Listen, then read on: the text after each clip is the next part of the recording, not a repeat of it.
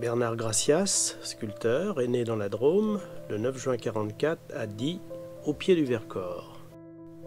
Il enseigne la sculpture depuis 1974.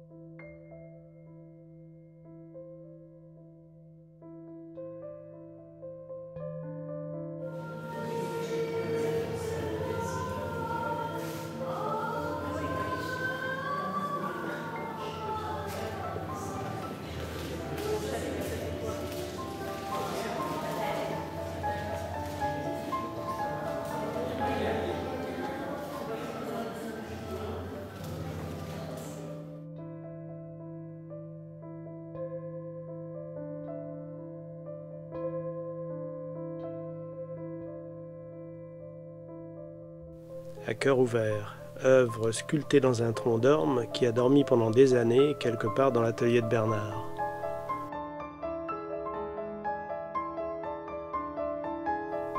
La Jeanne, moulage en bronze bleu, une des premières sculptures de Bernard.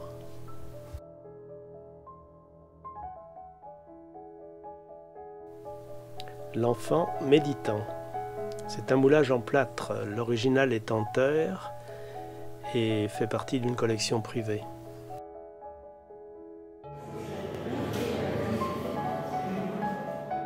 La Vierge Noire, sculpture en terre, c'est l'image d'une Vierge Noire enceinte, vide à l'intérieur, sans visage, avec juste en creux son contour extérieur.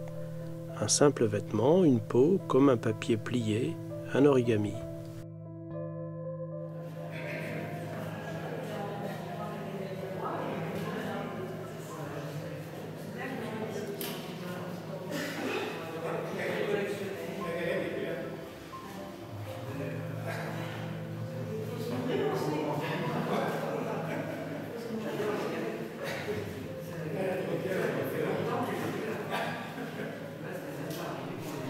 Issu d'un travail dans la terre, une fois mise debout, ce qui n'était d'abord à son sommet qu'une feuille, devint rapidement une main, et les branches, des bras.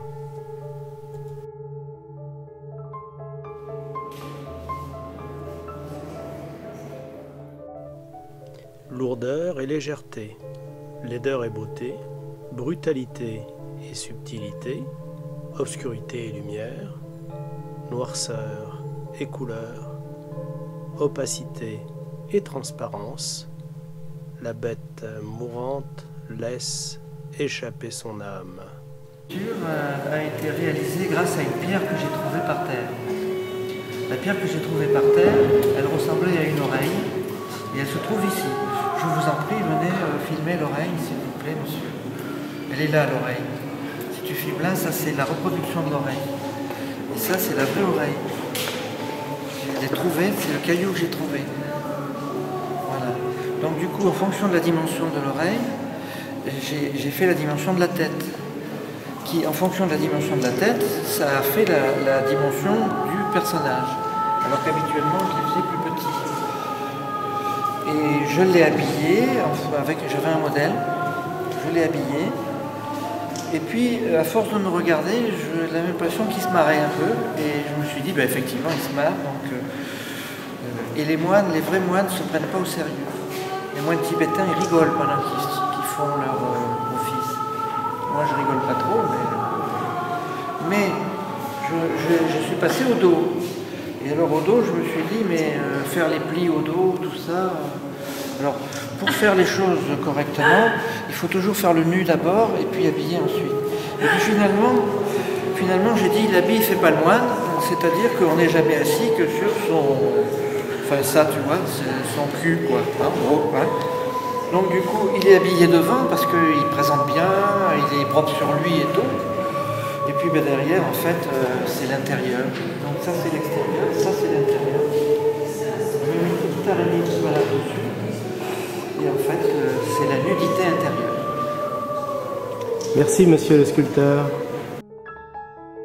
En mettant en scène des personnages en forme de Bouddha, qui sont pour Bernard le symbole de la partie intangible, spirituelle et sensible de l'être humain, il essaie de rendre visible par l'image des transformations de son corps la vie intérieure de l'homme en quête d'épanouissement et de connaissance de soi.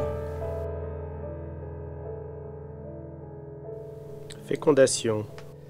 Cette racine de pommier vient de la ferme d'Orangis, où était situé l'atelier de Bernard. Elle a poussé dans un pot, d'où sa forme arrondie. Bernard a travaillé cet enroulement de racines en forme de main, dont les doigts, en s'allongeant, pénètrent en spirale vers l'intérieur du tronc pénis.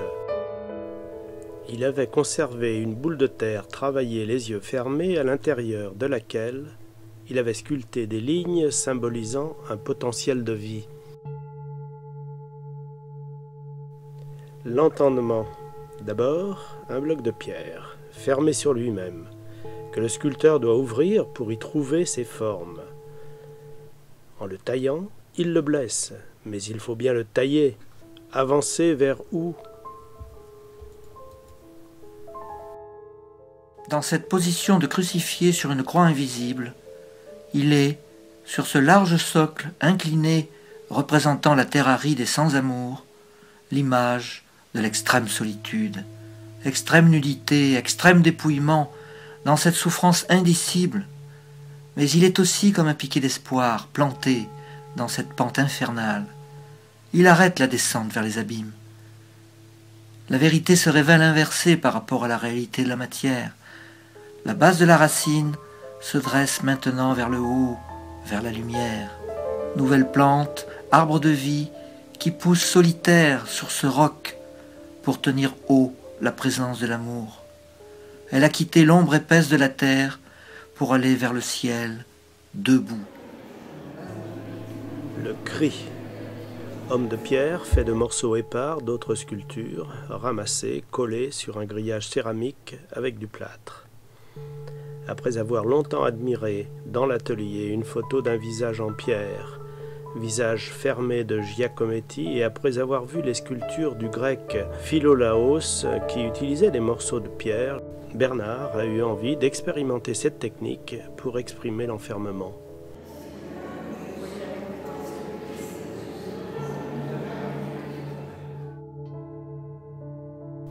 L'ange de la tempête est le résultat d'un travail au bâton dans la terre fraîche.